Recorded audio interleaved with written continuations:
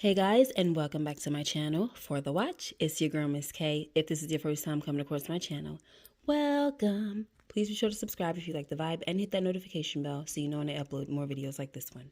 Today, guys, we are going to be going over the latest episode of From Season 3, episode number 9, called Revelations, Chapter 1. So the episode starts off with Boyd and Ellis out in the woods, and they're searching for Fatima. Boyd tells Ellis that it's getting dark and they gotta head back. But Ellis says he's not going back to town without Fatima. So at this point, guys, of course, I'm still sympathizing with Ellis. I always will. But you're not going to be able to find Fatima if you're dead, okay, guy? But thankfully, and not so thankfully, Boyd's Parkinson's starts acting up, and this time it's his leg that kind of cramps up or freezes up, as he says, right? And it almost gives out. So now they got to make their way back to town, to the station, where Boyd gives Ellis the news, okay? And all I could say is poor Ellis, right? His mother died, his wife is missing, and now his father gives him bad news about his health.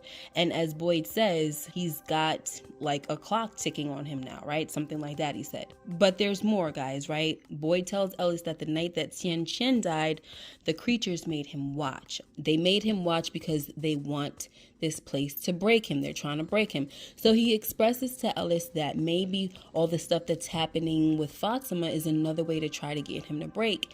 And I definitely had that cross my mind as well. I really did, guys, right? What better way to break Boyd than to go after his family? And that was actually a fear of mine also. Okay, now meanwhile, Fatima is lonely and scared, and she's in the secret room, of course, right? So when Elgin comes in to bring like a few things to make her more comfortable, Fatima pleads with him to let her go. But Elgin tells her that she's not a prisoner, right? And that he's trying to help her. And by keeping her here, it's being done for her own good. So Fatima says to Elgin, look, I saw that thing that's been speaking to you, and she's lying to you. This thing inside me is not good, and it won't do good things. But Elgin is too much of a believer at this point, right? And he's got an answer for every concern Fatima throws at him. Guys, I am getting so tired of this place because it just seems like you can't trust anything to actually help these people escape this horrific town, you know? And poor Elgin, he has to become a victim as this place is using him to carry out evil deeds. You know, he really thinks that this baby will get them home. Like, he's even excited about it. Like, that's how sad it is. Meanwhile, Victor continues to lose it, and he blames himself for what happened to his mother. Now he wants to start throwing things out the window because he feels they were useless in helping him remember. And I'm just glad that he didn't delete anyone, because some of those items could have really hurt somebody if they landed on a person's head. You know what I'm saying? But anyway, let's not forget about how Tabitha touched Victor, right?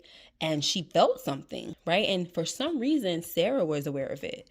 And Sarah was like, what just happened when you touched him? And, you know, Tabitha didn't answer, but, you know, we'll talk more about that later. So next, when Jim finds out that Julie was in the woods with Randall, he goes to see him. Not to press him about being around his daughter, but to find out why they were out in the woods together. Because at this point, it's clear that Julie is not telling her parents everything. So Randall tells Jim that he was teaching Julie how to drive. He also tells Jim that he told Julie not to go back to the ruins because it just didn't feel right. By the way, guys, Randall had a real stink attitude, okay? And I was annoyed with how he responded to Jim. Last week, I was cool with how Jade handled Jim because Jim was being a jerk. But Jim was cool this time, you know? So Randall's attitude wasn't called for, in my opinion. But to be fair, Randall really needs to talk to someone because he's being tortured by the sound of cicadas all up in his head. Okay, so he's definitely going to be frustrated. So I get that. We also see that he's pretty much given up hope of ever leaving this place as we hear him tell that to Jim. You know what I'm saying? Like, in so many words, he said it. He's like, you better teach your daughter how to drive because that's as good as it's going to get in this place, because we're not leaving this place alive, right? And Jim is like, yeah, we'll speak for yourself, okay? Now, next, Donna reminisces about Fatima's anniversary of the day she came to town. So later on, when Boyd comes to talk to her to let her know that Fatima is missing, before he could say anything, Donna tells him that she's not going to say anything to anyone about Fatima deleting Tilly. Now, before all this, Sarah heard voices the night before, and the voices were telling her that Fatima was taken and that she's close by, but they won't be able to save her in time. Okay. And I love the fact that Sarah came straight to Boyd with this information, because if she didn't, they wouldn't have a clue about what happened to Fatima. Now, this is something that everyone should start doing. I know that I say this every week, guys, but like, folks need to start communicating with each other when strange things like this happen. Okay, so anyway, kudos to Boyd, because if he didn't have compassion for Sarah, she most likely would have never told him about what the voices said. I mean, just look at how Ellis reacted. You know, he acted like he wanted to tackle Sarah when all she was doing was relaying a message, trying to help, basically, right? And this is the exact reason why Fatima wanted to keep what was going on with her to herself, because look at how her own husband reacted, not to her, but how he reacted to Sarah. Like, this is how people would react, and that was what Fatima was afraid of. And I just think that it's not right, because they're living in a place where a lot of stuff is possible at this point. You know what I mean? So anyway, guys, let's move on. So Boyd tells Donna what Sarah said about the voices. So Donna was like, nah, screw this place. Ring the bell. Let's call a meeting right now. We need to conduct a search party. Okay, now before we move on, I forgot to mention that Victor gets an axe so he can chop down one of the faraway trees. As he starts to swing, the boy in white tells him to stop. You know, you can't do that. Crazy thing about this conversation is that the boy in white tells Victor that because Christopher didn't listen to him, everyone else has to learn for themselves.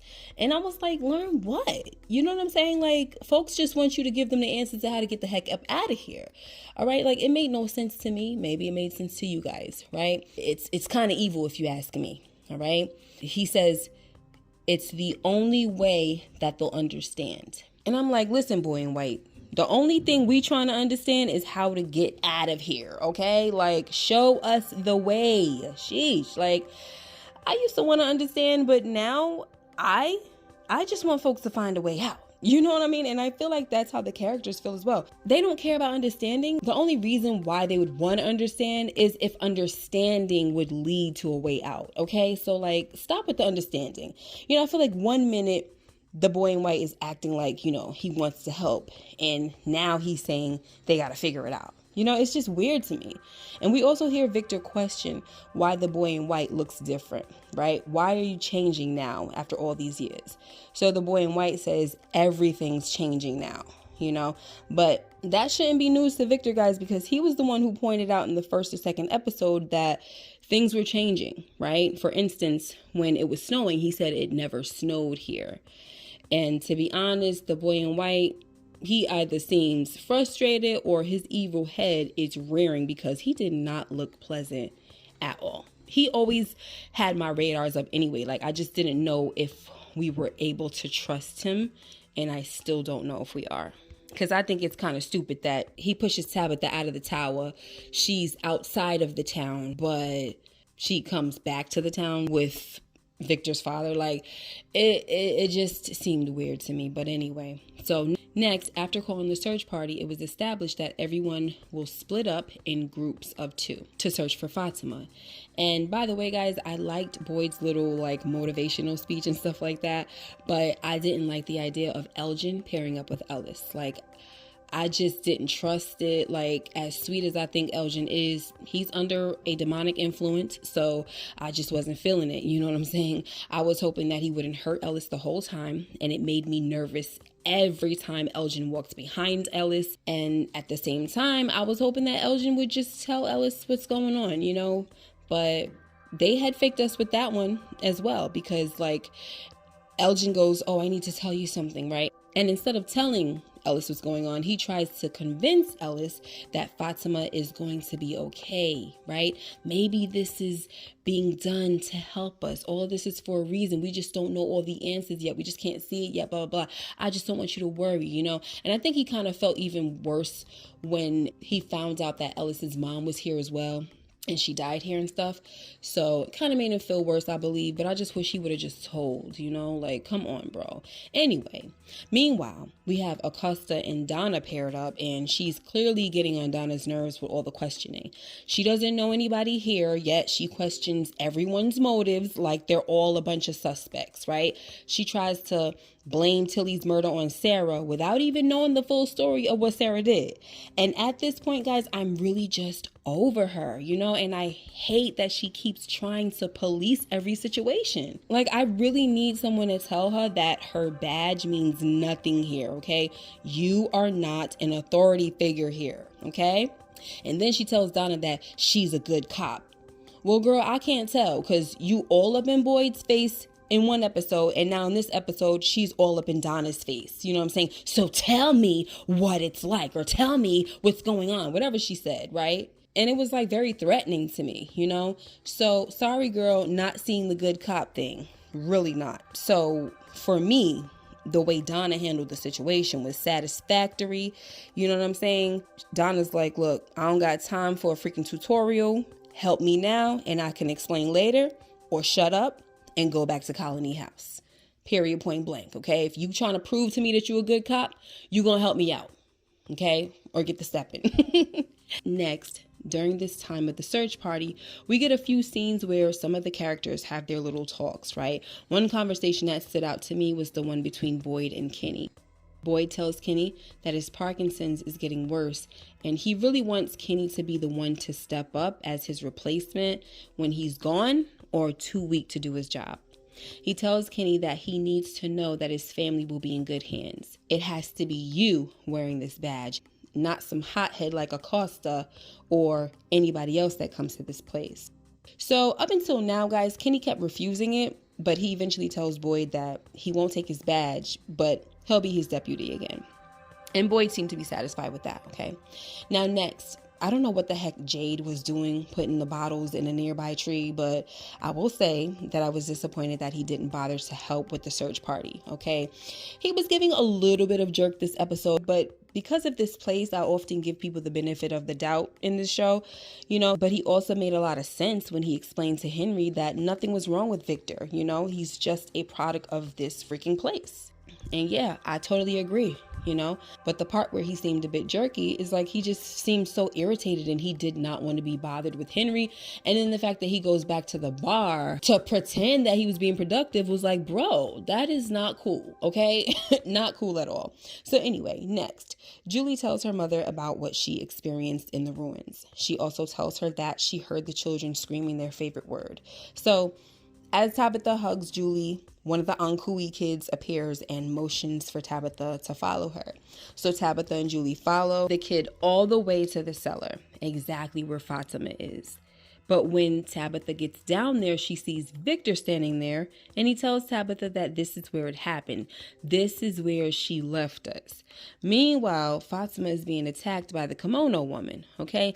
Now, I don't know if she was trying to get Fatima to be quiet because she knew Victor and Tabitha were in the cellar, or if the kimono woman was holding Fatima down to deliver the baby, right? No clue, guys, okay? So now, guys, we get distracted by Tabitha freaking out because when she hugs Victor, she saw vividly everything that happened to Victor's mom the night she left. She runs out of the cellar saying that it's impossible, that's impossible. And then we see Victor's mom run into the bottle tree at night. And that was really stupid, by the way. But anyway, Smiley catches up with her and devours her. So Tabitha starts screaming and crying, and it scares Julie, and Victor is concerned as well. And for some reason, she doesn't want anyone to touch her. But she did kind of like grab onto Victor's hand. But every time Julie tried to hug her, she's like, no, you know, don't touch me, whatever.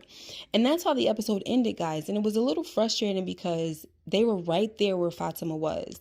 And instead, they throw a freaking wrench in the game, right? To basically throw us off course. so that no one finds her. And now I can only imagine that they're going to walk away from the cellar, assuming that no one was down there, and they won't find Fatima. Like, that's what I'm thinking, and I hope that I'm wrong, right? But anyway, guys, why did Tabitha say that's impossible? Is the vision impossible, or is she seeing that she's Victor's sister? Like, I mean, guys, listen, I don't know, right? I don't understand what happened. So I might be grasping at straws here. You know, could it be that the nightmares that she had as a little girl were really just memories? You know what I'm saying? Because it seemed like she freaked out the most when she saw Victor's mother whisper towards his sister, "I love you so much." You know, I don't know. Of course, she really freaked out when she saw the mother being devoured, but I'm talking about that first vision when she saw Victor's mom hugging the brother and the sister. And then, you know, we see her whisper to the sister, towards the sister's ear, "I love you so much." And that's when you see Tabitha saying, "Oh my gosh, it's impossible, it's impossible." Now, to me, the only reason why she would say that's impossible is because she's like really feeling like she was there and she's really getting a memory, guys. I don't know, but that's how it makes me feel. You know, it is just a ball of confusion to me. Like, is Tabitha Victor's sister? If so, does that mean that Henry is her father? Because if that's the case, he ain't looked at Tabitha in any familiar way. You know what I'm saying? Also, if Tabitha was here as a little girl, that means she escaped this place before. What do you think, guys? I know that this might be crazy, but what do you think? Do you think it's possible? Because to this day, I think, if my memory is serving me correctly, I've only watched like seasons 1 through 2 once, right? I don't remember if Victor said that his sister ran after the mother, but for some reason, I'm feeling like that's something that's come into my mind. Like, I feel like he said his sister ran after his mother and then he never saw the sister again. So it could be possible that the sister ran after the mother, and this is Tabitha, right? And then she wound up escaping, and maybe she went through the tree and escaped. You know what I'm saying? Like, I don't know, guys. What do you think? Is Tabitha the long lost sister of Victor? Am I bugging or not? I mean, hey, I could be, but listen, people want to do theories all day long. I mean, for her to freak out like that, it was crazy. It felt personal to me. For her to scream like that, watching Victor's mom get devoured, it felt personal.